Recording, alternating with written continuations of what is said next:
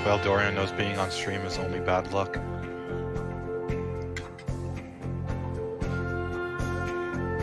Oh, I'm out. I mean, I'm like half joking and half serious. I mean, look what happened with Tuesday in person, man. Gold. Every season LBG did the Vandals. So, something to keep in mind. I mean, not. When the Hepcats won, Enoch was on the first time they won, so I was on that team, so I feel good. There you go.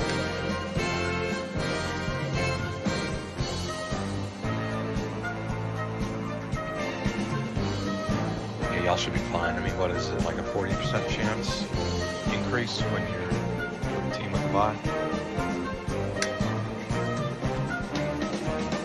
I know New York is hot, so I'm a little nervous.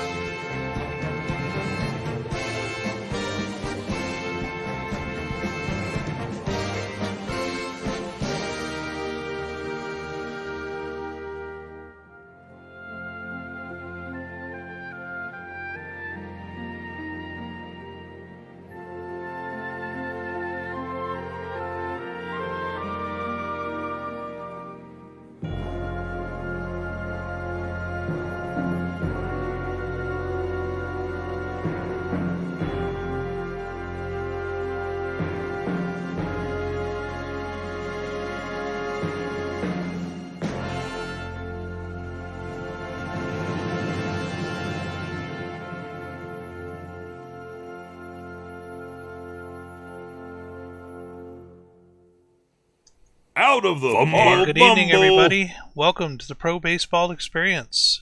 Playoff week.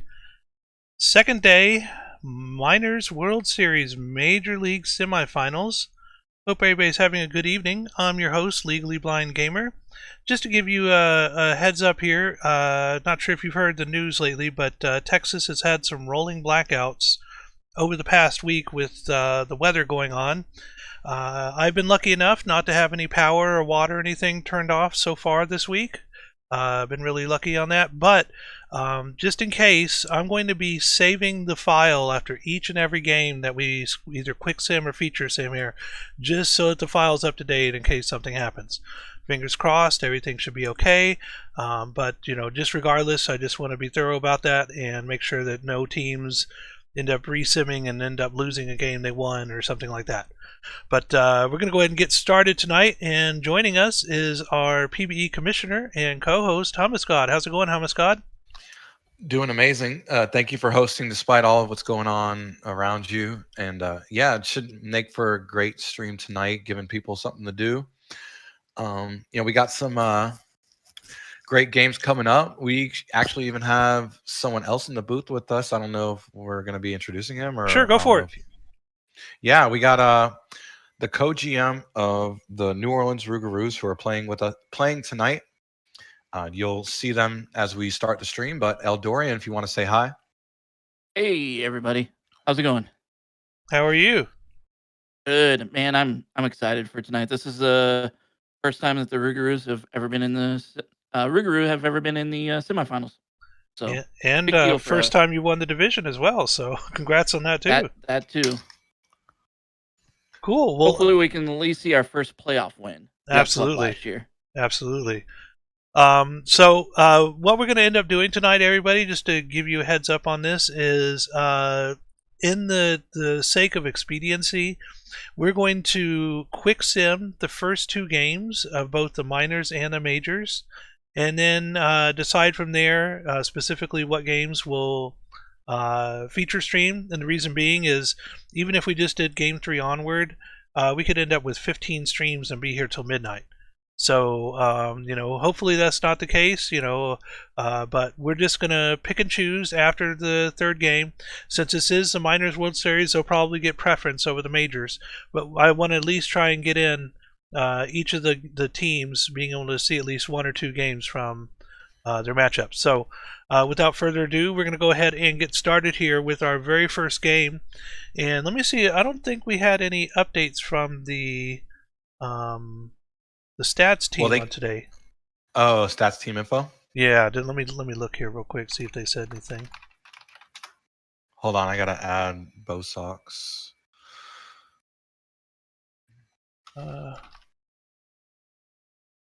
No, I don't see anything. Okay, so nothing from the stats team. So we're just going to go ahead and get started here with game number 1.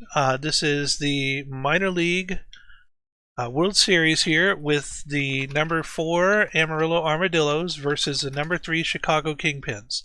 And pitching for tonight for the Dillos is Robert Mountain, 1-0 with a 0.00 ERA versus Leo Robert, 1-0 in the playoffs so far with a 1.50 ERA.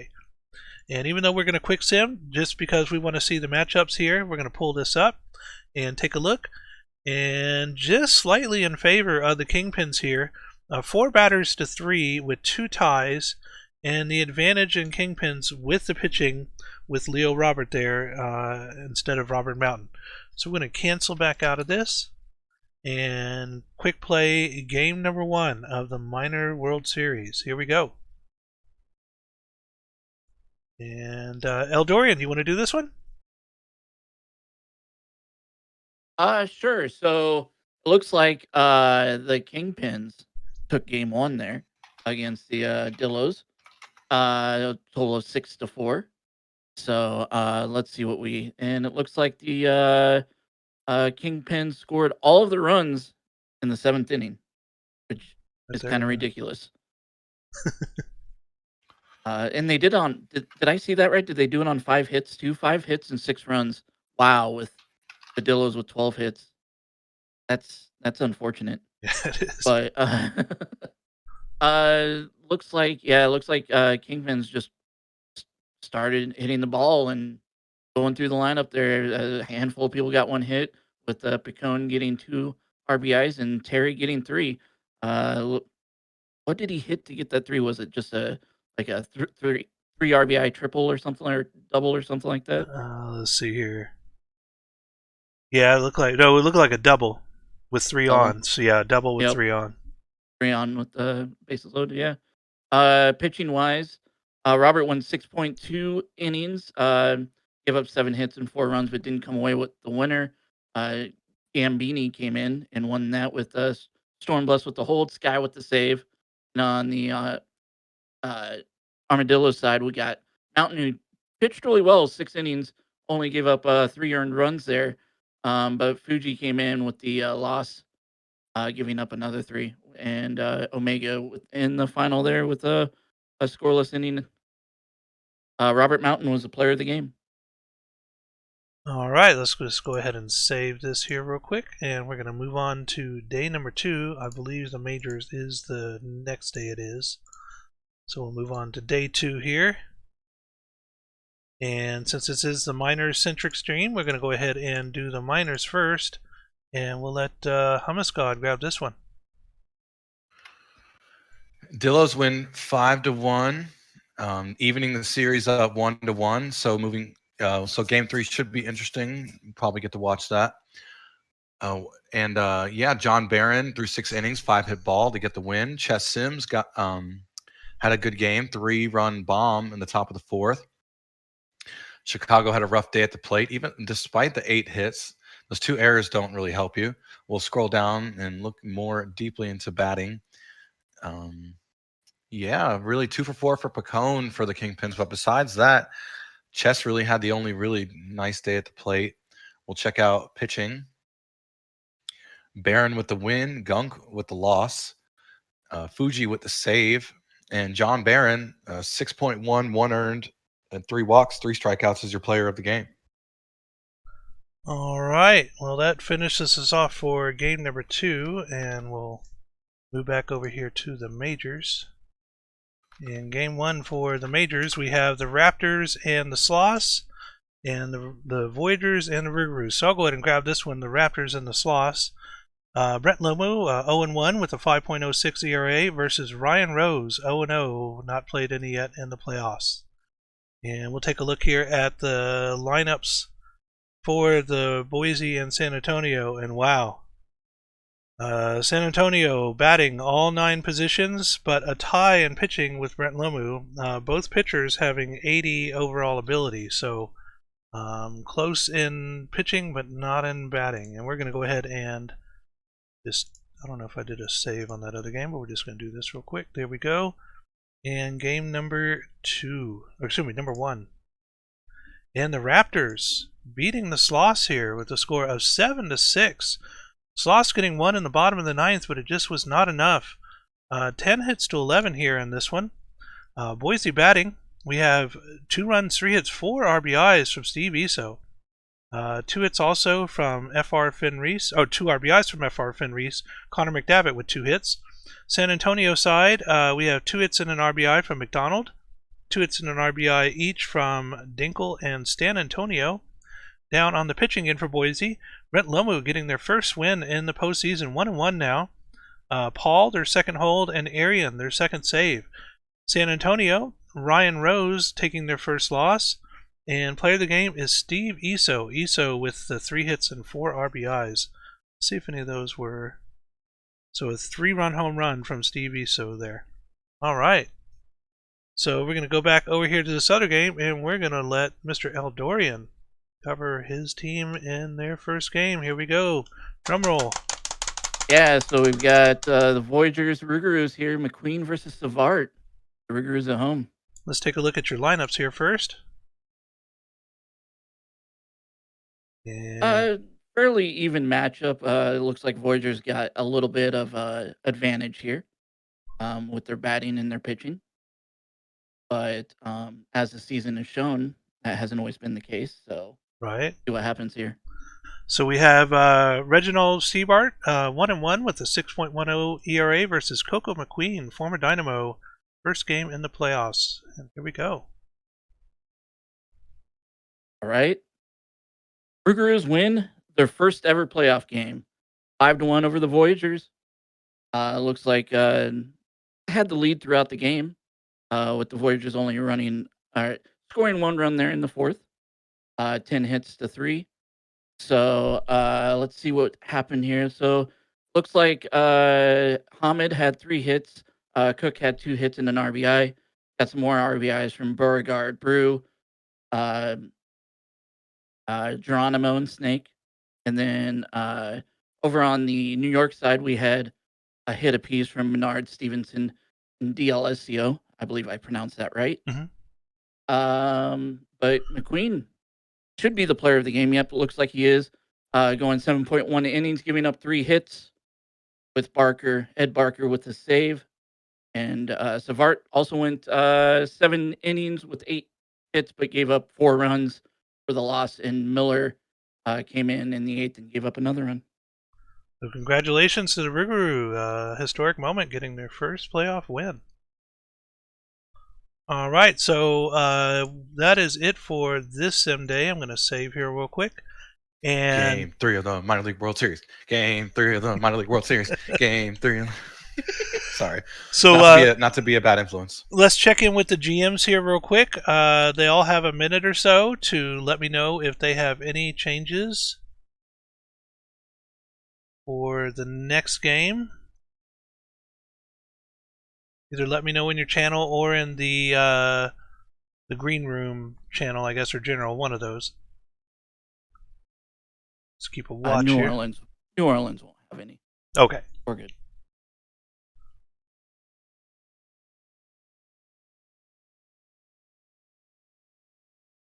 All right, we'll give them about 30 more seconds here. We'll drink some water while we're waiting.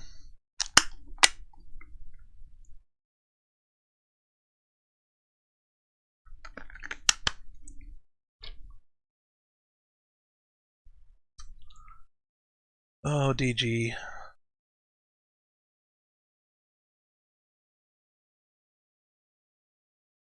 All right, 10 seconds left, everybody. Hopefully there's no changes, so I'll let it go just another couple seconds here. All right, I'm going to guess that your tacit quietness is going to mean that you are good for the next game. So we're going to move on to our next sim day. I believe this is just going to be majors only here. Should be an off day for the minors. It is. Series tied. Oh, yeah. I set up this thing here, but I haven't used it yet. Let's go ahead and change this.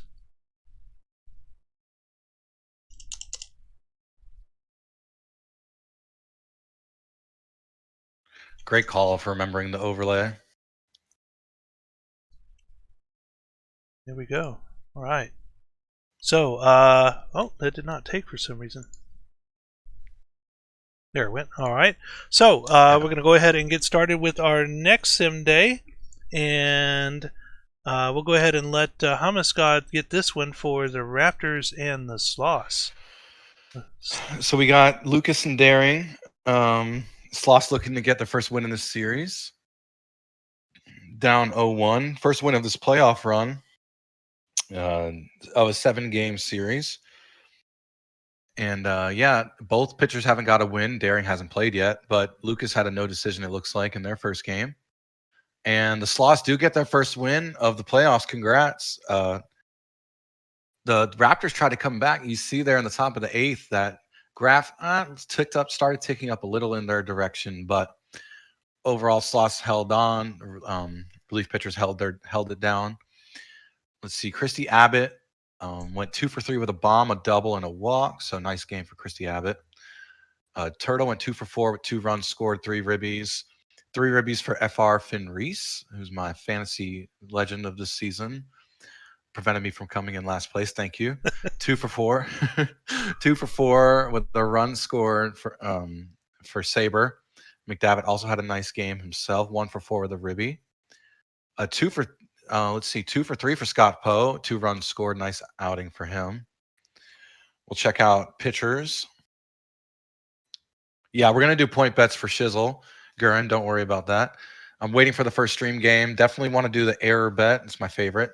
Daring gets the win. Rodriguez Jr. with the hold. Windsor with the save. Lucas only went 3 innings, got the loss. Christy Abbott, as I mentioned, nice day at the dish. That's your player of the game right there. All right, and since this is Eldorian's first time on the stream with us, we're going to go ahead and let them take game number 2. Voyagers and the Rougarous. We have Joey Slawface, 1-0 with a 0-0 ERA versus Via Getty. No matchups yet this season, and here we go. All right. Rougarous take game 2. It looks like they scored 7 runs in the first 3 innings there. After New York had scored 2 in the first. And then after that, just New York could not catch up. So let's look at the box scores down here. Looks like Bonanza had a 3-run homer or something like. He had a home run at least. He had 1 hit with three RBIs. Cook had 2 hits with 2 RBIs. Brew had a hit with 2 RBIs. And then over on New York side, looks like Stevenson had 2 hits and an RBI, along with Menard had the same. It looks like Hardin Long probably had a home run as well, solo home run. Yep, and Menard had one as well. Slothface only went 2 innings with 6 hits, giving up 5 runs before getting taken out by Tokiyami, and then Graves and Miller. Whereas Getty went 6 innings, giving up 8 hits and 4 runs. Barker coming in for the hold with giving up 3 hits and a run, and Pleasance with the save. And my player, J.R. Cook, with the player of the game. Woo! All right, well, that finishes us off for the Majors game number 2. So we are now 2 games in for each of these here. Let me go ahead and update our overlay.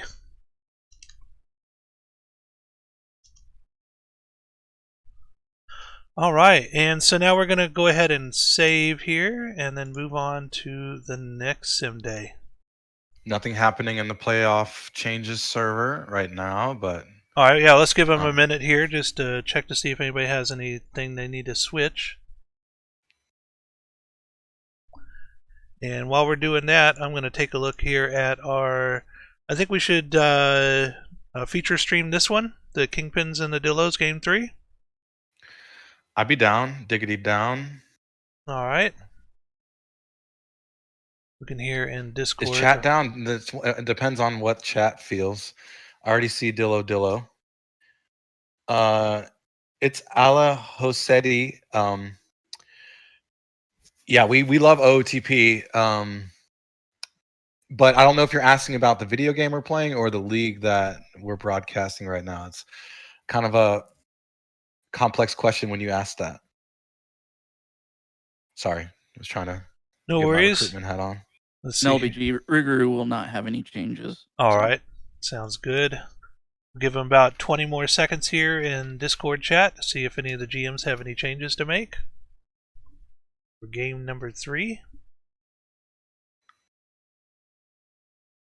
Should probably be asking them tomorrow since it is an off day today for the majors. Oh, we got something here for Kingpins.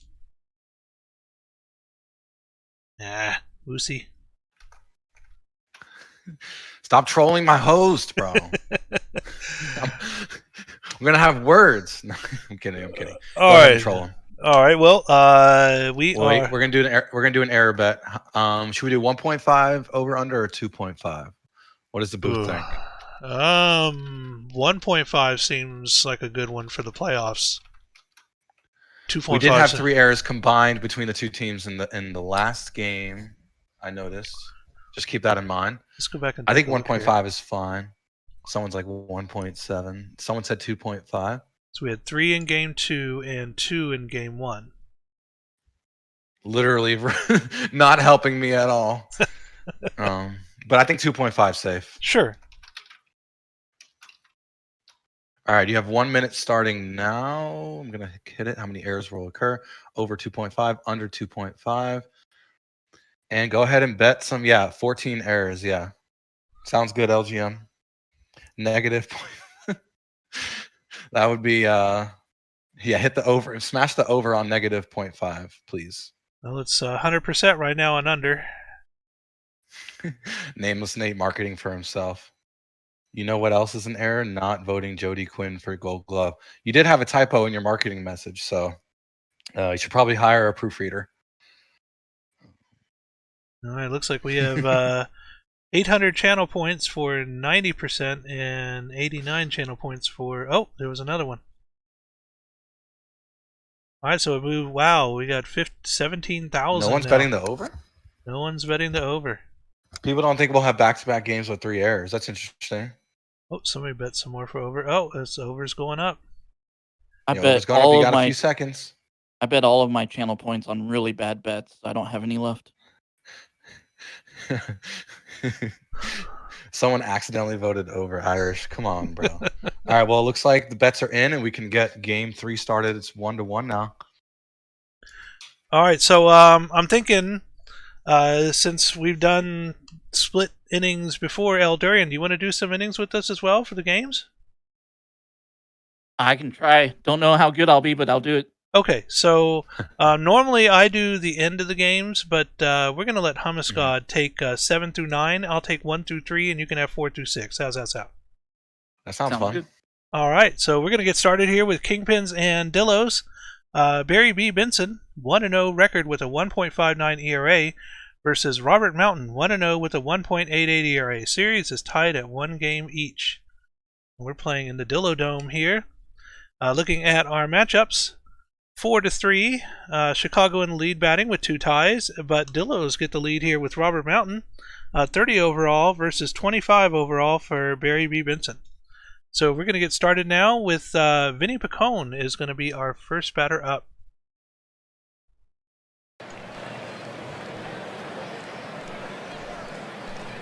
And let me go ahead and turn off the scoreboard here.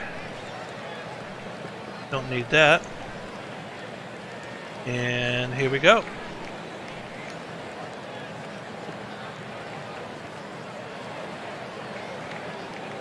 Thank you for hosting, LBG. Everyone say thank you, LBG.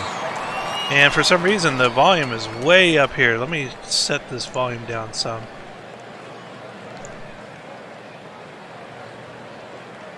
Yeah, I like 60 to 70 for like everything. Oh, I thought the volume was here. Field volume. Oh, here we are. I just want to hear the cotton candy guy over and over again. God get it.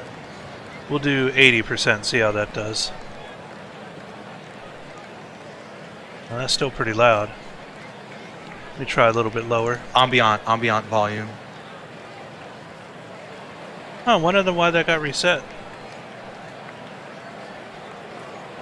I mean, it's the playoffs in 2021, right? Everybody was ready to go out and see some playoff games going. Right? We'll do 60% on all these. Oh, it was the crowd volume that was the loud one. There we go. So we'll turn all these back up to 80. 80, 80, 80, 80. There we go. And looks like we had an out here to start us off. We're going to move on now to batter number 2. Crowbar Theeks. Theeks hitting to the pitcher. Throws over. And it just turned itself right back up again. And we'll get a strikeout here to finish off the inning. And I'm going to cancel back out, go back in here, see what the deal is.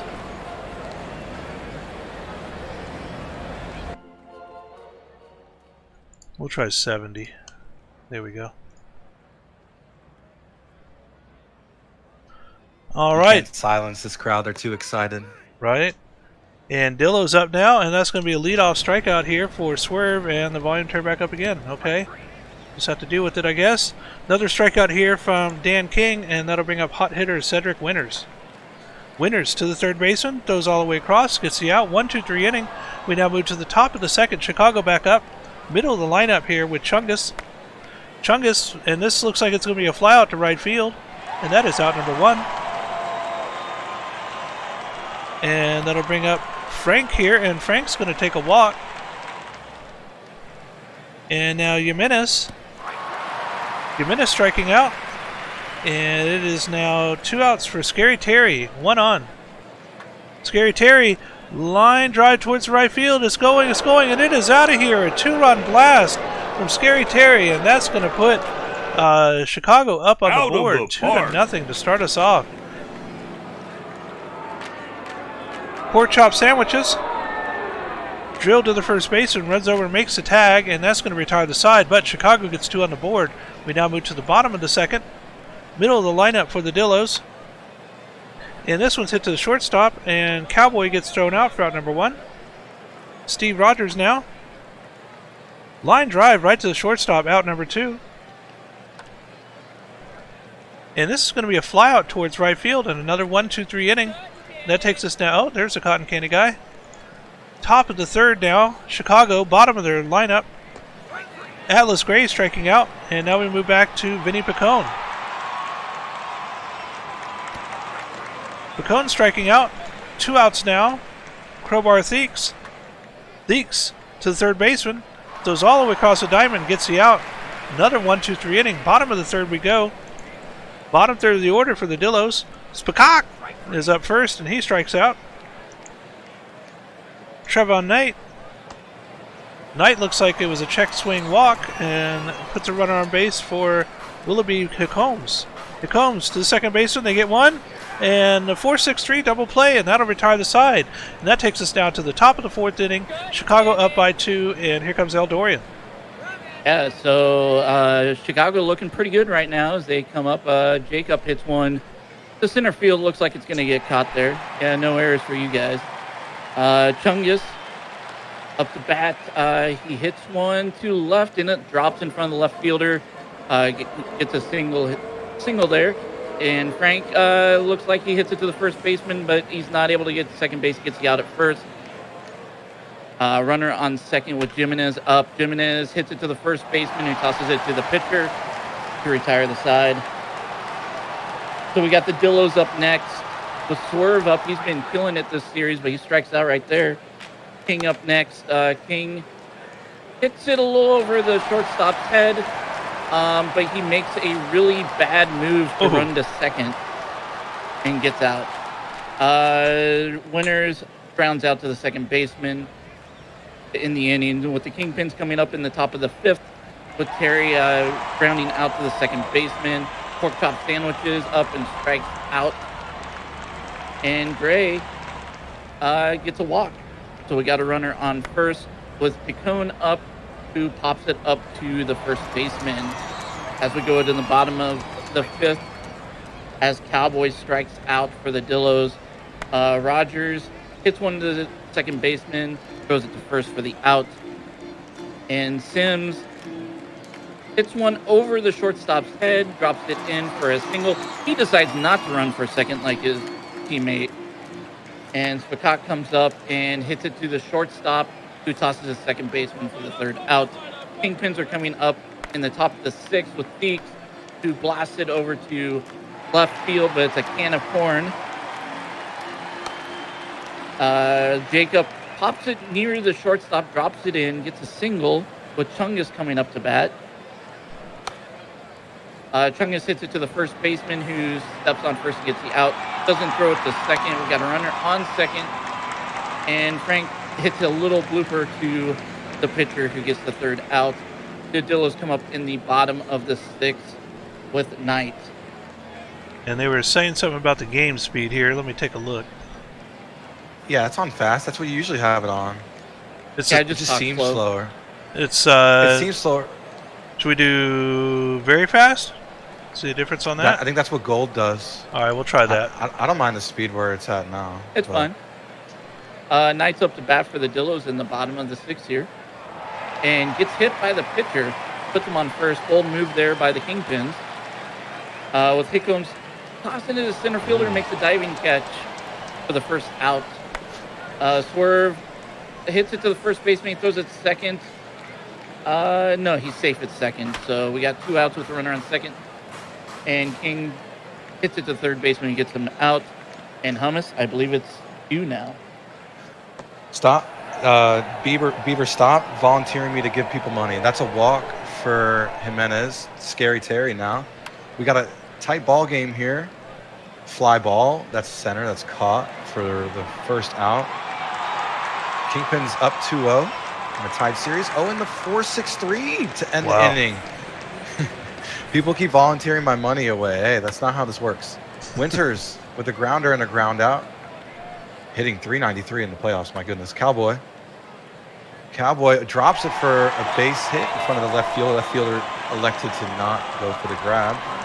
Rogers popping it up and popping it out to the second baseman. Chess Sims. Pitcher. Huh? Oh, the first error of the game. Fumble Both runners bumble. advance. We got a fumble bumble on our hands. And that's going to be a fly out, but that was the first time the overbetters had to sweat. We'll go top of the 8th, 2 innings left. Anything can happen here. Still only a 2-0 ball game. A lot of game left. That's a grounder. That's a ground out for Gray. Pacone drops one in front of the center fielder for a single. That's a strikeout for Theeks. That's 2 outs.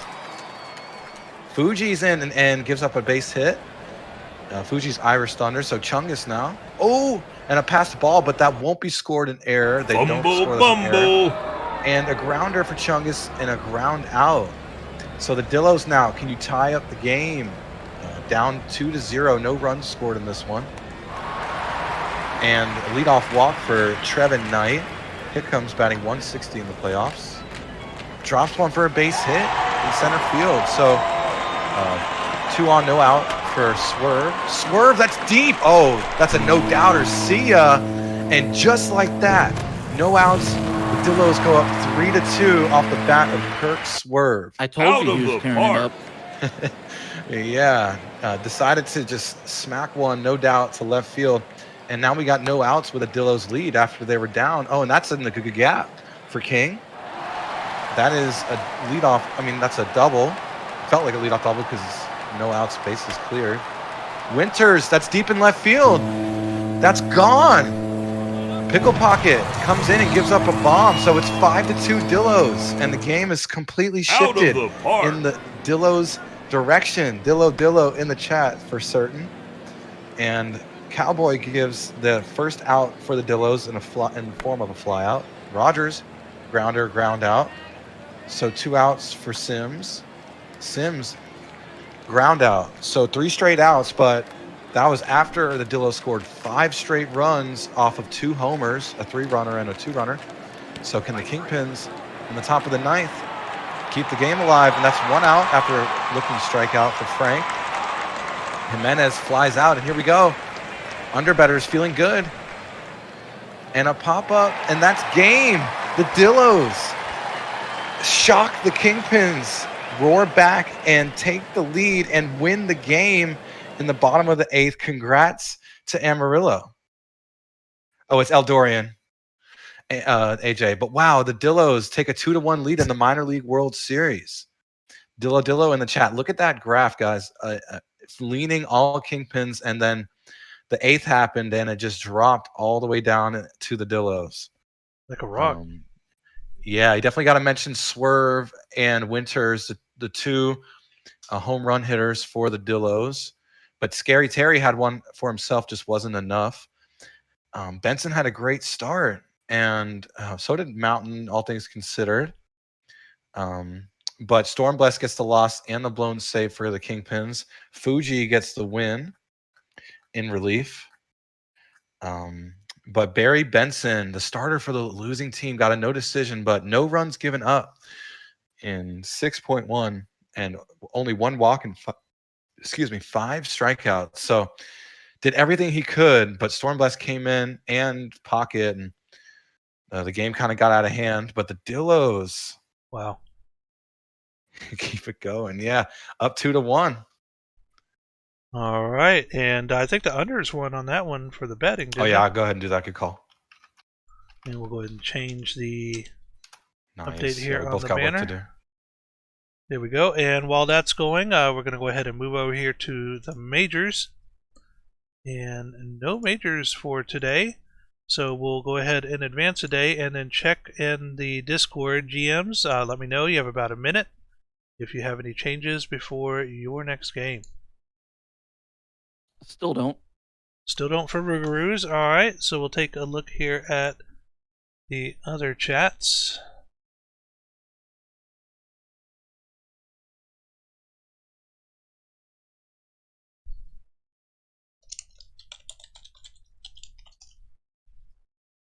And see if anybody responds here.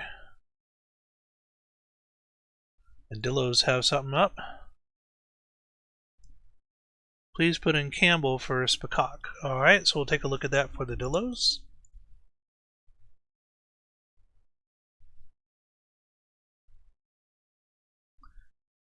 And I'm going to assume that's for both sides LGM, so we'll go ahead and fix that here for both of them. And let's see, here's Spacock down here at number 7. We'll go ahead and move Campbell down. Spacock was DH. Change that to DH. Go over here to versus left-handed.